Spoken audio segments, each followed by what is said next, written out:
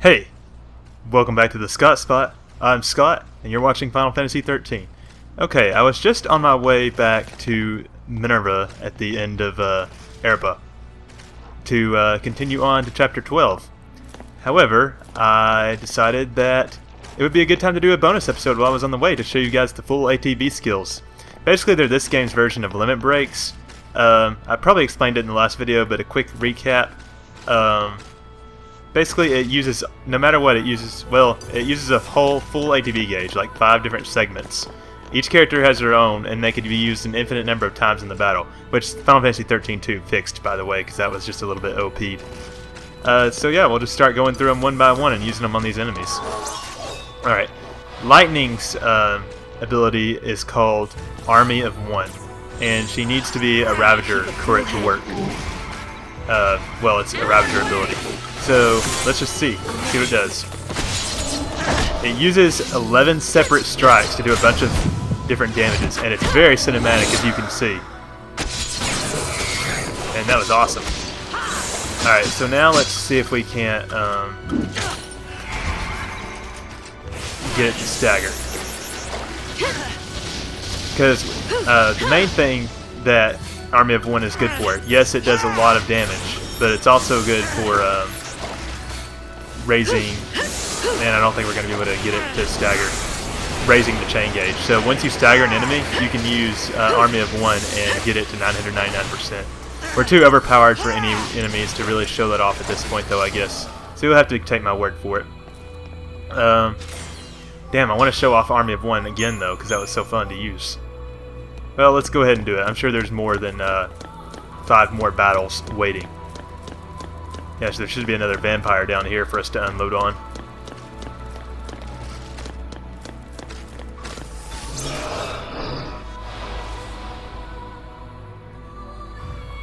Alright, so let's see here. Need to switch again.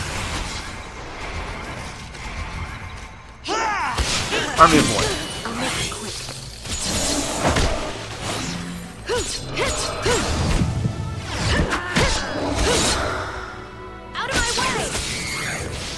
And I can just do that over and over all day long. Man, it's so cool. I think my favorite part is the part where she jumps back and does the gunblade. So, some other fun facts about her ability is since it does 11 separate strikes, it's a good thing to use in conjunction with random instant chain. Also, it is not affected by physical resistances. So, say if this vampire was resistant or even immune to physical attacks, this would still work.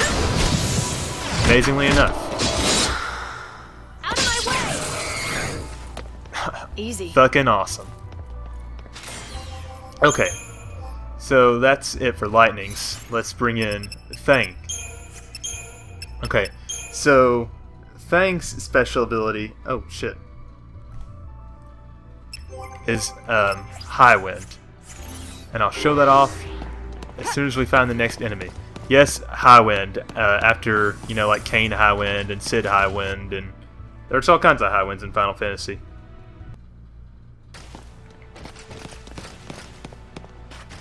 Anyway, you'll see me use Army of One much later. Alright, so let's just use High Wind. Basically, it's a mega damage attack. It's best used when an enemy is staggered because it just staggers the or it does a ton of damage. I'm just gonna keep doing this.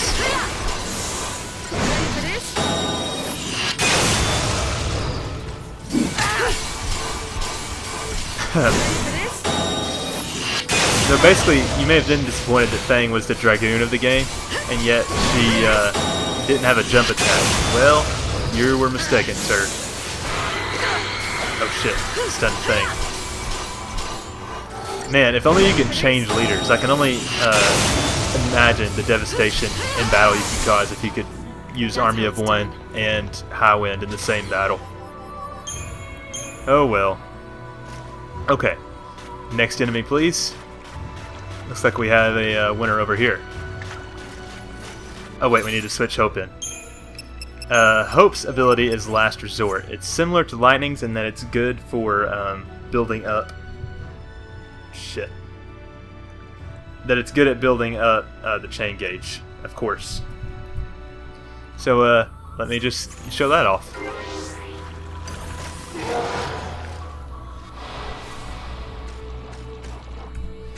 Alright, let's try it. Last resort. Deal magic damage with a wide range. Man, it almost looks like Holy. Wow, it looks just like Holy. Why couldn't we have done that before? So basically, it's like a mega build.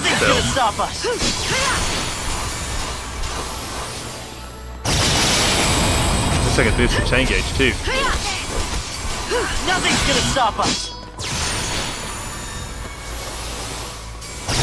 Yeah, just keep doing that, man. To be honest, I always control lightning when I play this game. I don't really switch leaders up that often as I have in this Let's Play. So I've never really seen these full ATB skills before. I've seen Army of One plenty of times, but damn, this is cool.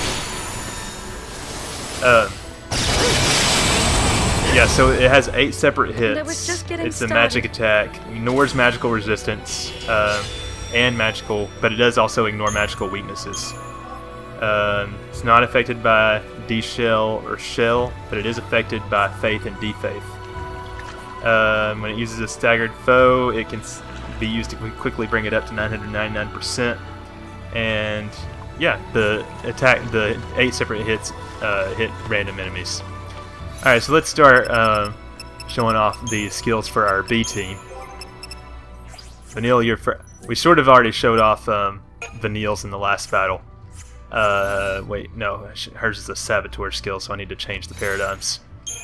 Okay, Vanille, customize. Here we go. Let's see if this works. First, we have to go all the way up the stairs to the abandoned warehouse.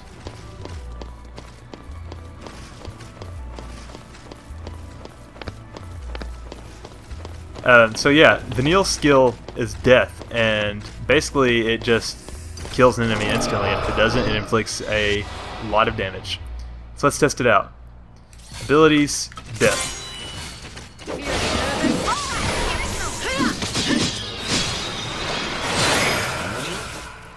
And it didn't kill it, but it sure did stagger it.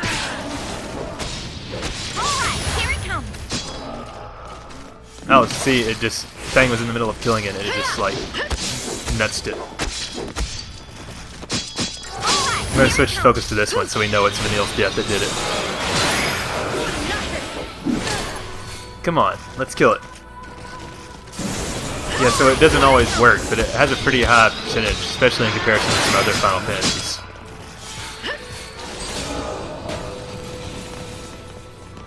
But we did kill that one. Easy. Okay. So that's it for Vanille's death. Next we'll have, let's see, it's Snow. His is Sovereign Fist, and it's sort of like, let me just make this a triple commando paradigm. It's sort of like Fang's High Wind, and then it's basically just there to deal a shit ton of damage. So let's head up the stairs.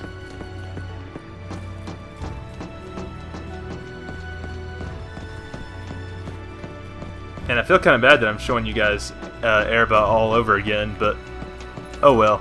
We probably could use the extra time, right? And our next enemy is going to be...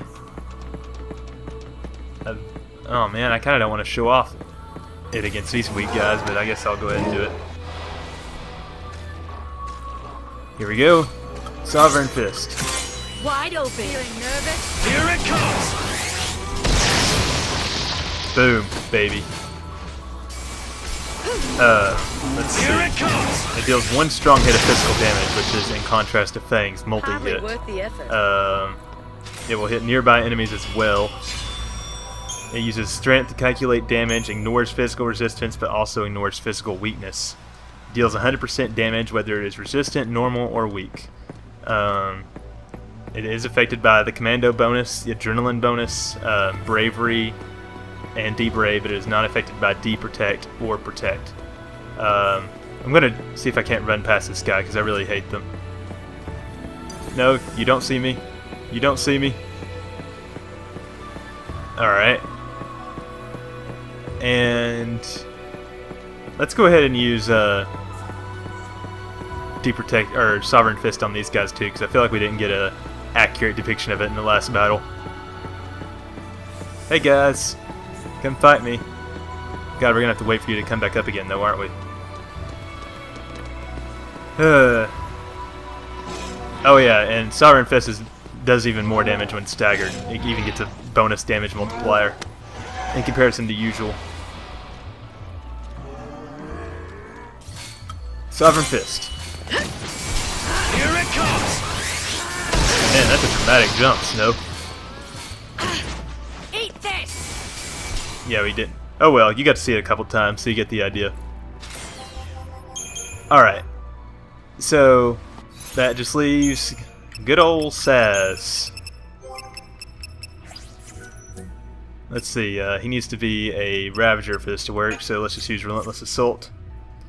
It's similar to Army in 1, and its main purpose is to raise the chain gauge. Each hit is calculated separately. It works with random instant chain. Uses strength stat, even though it's a Ravager skill. Ignores physical resistance and physical weakness. It's basically got the same rules as the others. Alright, so let's just do Cold Blood. Almost feel sorry for you.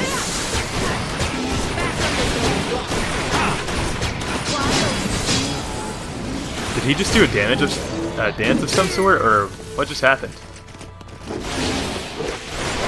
Alright. Hello, Almost feel sorry Vampire. for you.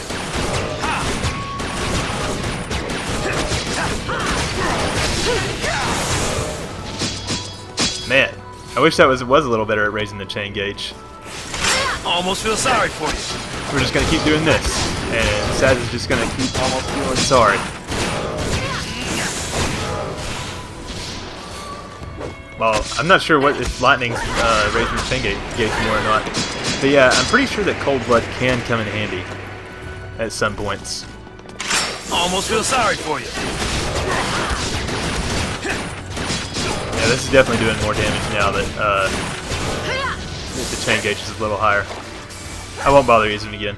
As if there was any doubt. But yeah, that's the those are the full ATB skills.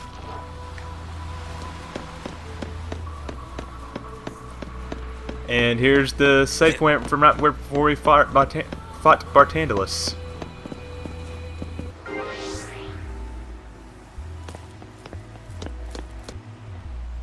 Okay, so we're back, and I just wanted to take a moment to quickly talk about the Crystarium bonuses that we got.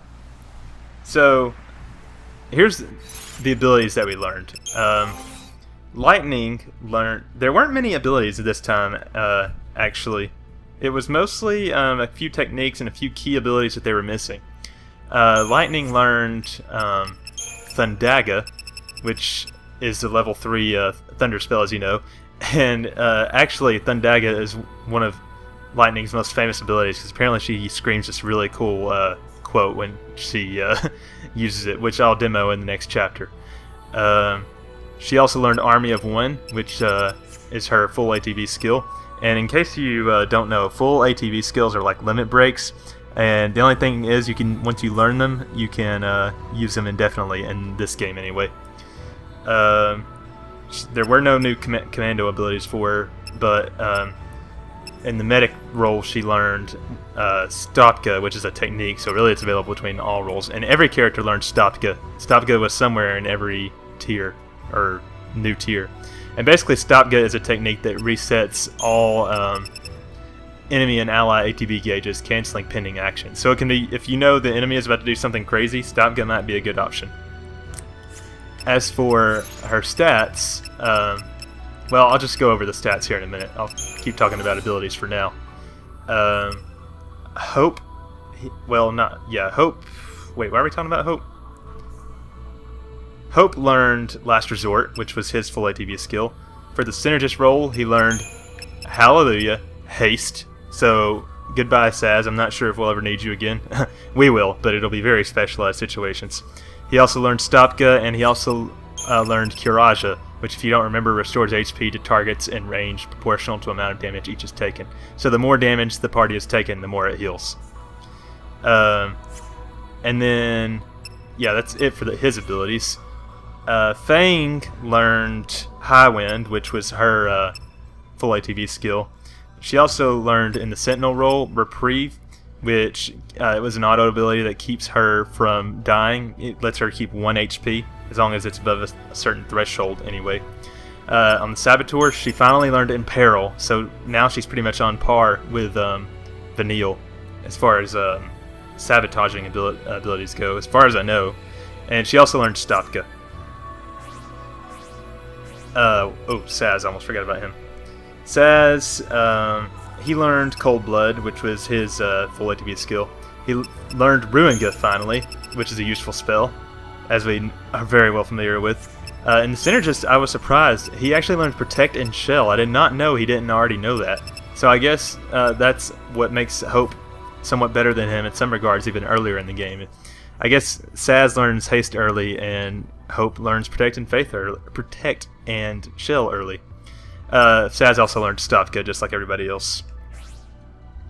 Vanille learned her full ATB skill, Death.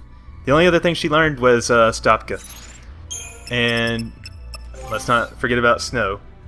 Snow learned Sovereign Fist, which is his full ATB skill. He also learned Blizzaga and Waterga for level 3 spells, and looks like that's his only level 3 spells that he has. And he also learned Stopka. Okay, and then let's take a look at our stats here.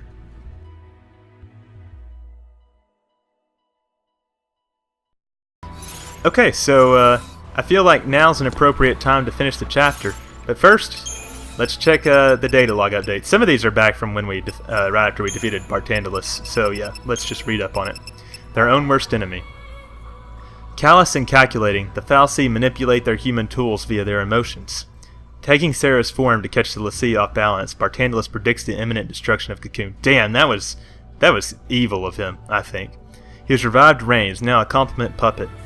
A compliant puppet, and instated him as the Sanctum's new Primarch, a ploy designed to provoke the cavalry revolutionaries into overthrowing the government in outrage at their former leader's betrayal. The gloating fal'Cie also means to play on the pulse phobia of the populace to turn neighbor against neighbor, transforming Cocoon's streets into a bloodbath. Worse, Bartandalus then describes how the cavalry, unnoticed amid the chaos, will infiltrate Eden and fall upon Orphan, not understanding that their actions will bring their world crashing down. To prevent this disaster, the l'Cie must return to Cocoon. But isn't that what Bartandalus wanted all along? The fal'Cie could be manipulating them again, attempting to draw them into a situation where they have no choice but to become Ragnarok and slay Orphan. Leaving them yet another airship, Bartandalus vanishes once again. The choice to return to Cocoon and play a part in her destiny lies firmly in the hands of the l'Cie. I don't get it. Why does Bartandalus need them to become Ragnarok if just a group of cavalry can take down the fal'Cie Orphan? I guess maybe he's just making sure he has multiple ways to succeed. I don't know. So we got a few character updates here. Lightning. Lightning was formerly a sergeant in the Guardian Corps, Bodum Security Regiment. Wanting to outgrow the painful memories of her parents' death, she abandoned her childhood name Claire to take up her current moniker. Oh, by the way, Claire is such a cool name for her. It's like a beautiful name and yet also normal. So it's like kind of humanizing for her. And Claire also has something to do with like light. I think it means like child of light or of the light. I'll post it up there in an overlay. Faced with a focus that demands the destruction of Cocoon, Lightning now refuses the destiny thrust upon her by the fal'Cie and swears to follow her own will through to the end. To save Cocoon as her sister wished, the young woman makes a decision to return to the world that sees her and her companions as dangerous fugitives. Oh man. And Sid Reigns gets an update, which makes sense since he's back from crystallization apparently. During his failed attempt to overthrow fal'Cie rule, Sid Reigns was cursed to become a pawn of Bartandalus. Concealing his l'Cie status as he continues to lead the cavalry, Reigns pursues his focus of supporting and guiding Lightning and her companions along the path to Cocoon's destruction. After defying his focus and failing in battle against the fugitive l'Cie, Reigns turns to Crystal. He is later revived by Bartandalus to serve as the new Primarch, a puppet with the sole purpose of inciting conflict among the people of Cocoon. Again, what power does the fal'Cie using that Reigns can't control his actions at all? I feel bad for the guy. And Rig Day. I think it gives us an update on Rig Day simply because, as you might imagine, we'll be seeing him in the near future, given the cavalry's role in the plot. Rig Day is an officer in the Wide Area Response Brigade formerly led by Sid Raines. Disgusted by the deception of the Sanctum, he thought to retire from the military, but instead joined Raines and the cavalry in their efforts to bring down the government. Rig Day followed the general without question, unaware of his superior status as a servant of the Sanctum Fal'Cie. Bartandalus has now placed Raines in the position of Primarch, leaving Rig Day to lead the cavalry in a charge to topple the Sanctum and destroy Orphan. Don't do it, Rig Day! You're falling right into their traps! And we got a couple new Analects here. Analect 8, Fel Lindsay. Let's see, I think we got this one for defeating Neochu. As our Fal'Cie are the children of hallowed Pulse, so are the Fal'Cie who lurk within Cocoon, the brood of Lindsay. But all gods are not alike. Lindsay is cunning and false, sovereign to snakes and fiends, and anathema to be abhorred. Cocoon Fal'Cie are of Fel Lindsay's line, yet that did not spare them. They were betrayed all the same, left orphans when their succubus fled this earthly realm. A call to arms. So basically this is just more Pulsian propaganda as to why Lindsay and the Cocoon Fal'Cie suck. But Lindsay left the land just like Pulse did. And all the Fal'Cie want to do is bring back their makers. And Analect 12, the Door of Souls.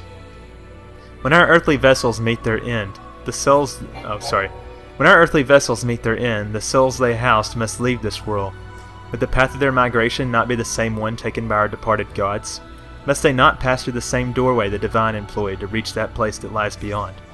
If this is the case, it stands to reason that, should a great many lives at once be cut short, a flood of souls would surge to the aforementioned portal. The door would be thrown wide, and perhaps we might even glimpse the gleaming light of divinity beyond. On the nature of Fal'Cie. Yeah, so just, it's sort of repeating stuff we already know. If the door is Neochu and Pikachu, if a bunch of people die at once, the door to Valhalla, the unseen realm, will be thrown open. The door of souls, so-called Bartandalus. And then they might be reunited with their makers, Pulse and Lindsay. But is that what's really going to happen? I don't know. I do know, sort of. Alright, so let's head over to the little gift Bartandalus left us. Let's see, Minerva's waiting once again. Last time we drove Minerva, Saz had no control over it, so I wonder if the story will be different this time. All I know is I'm ready to head back to Cocoon. It's been fun, Pulse, but it's time to go. Actually, I guess I ought to save first, since we won't be able to come back here for a little while. Okay, now let's board Minerva. This ship will return to Cocoon. Are you sure you want to go there now? Yes, basically it's telling you you're not going to be able to come back to Pulse for a while if you use this. But let's do it.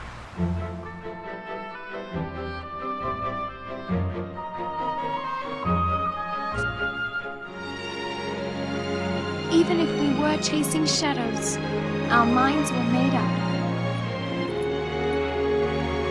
We'd realized along the way that choice was the only thing we had left. Maybe we'd fall short. Maybe we'd never even come close. But someone, someday, would know we'd tried.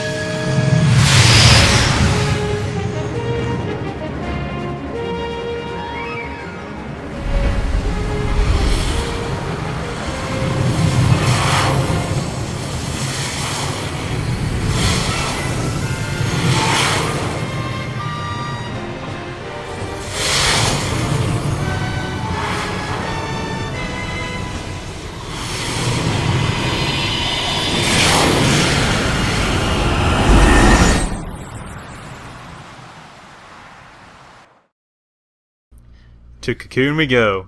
Someone someday will know we tried. Yeah, they might if they if they look at your Seathstone recording. By the way, that one cutscene where the green screen popped out of the Seathstone, I'm guessing that's how we've been getting all our Seathstone memories. Yeah, let's save our progress. Man, that was the end of Chapter 11. I know that chapter was long and boring and only had a few plot developments of any interest, but I'm glad you guys stuck through it. I hope you enjoyed it. It's been interesting going through this game in a more persnickety manner to where we're being really what's the word, thorough with everything that we do. I usually do most of that stuff, but like I've never done weapon upgrades or accessory upgrades before, and we're just kicking all kinds of ass. But anyway, I probably rambled on enough. Thanks for checking out TheScottSpot. Hit the subscribe button if you like what you saw. Follow me on Twitter at TheScottSpot. I would really appreciate that. And yeah, I hope you guys just had a lot of fun here. And leave a comment below if you want to chat. Again, I'm Scott. I'll catch you guys for more Final Fantasy XIII next time. Thanks.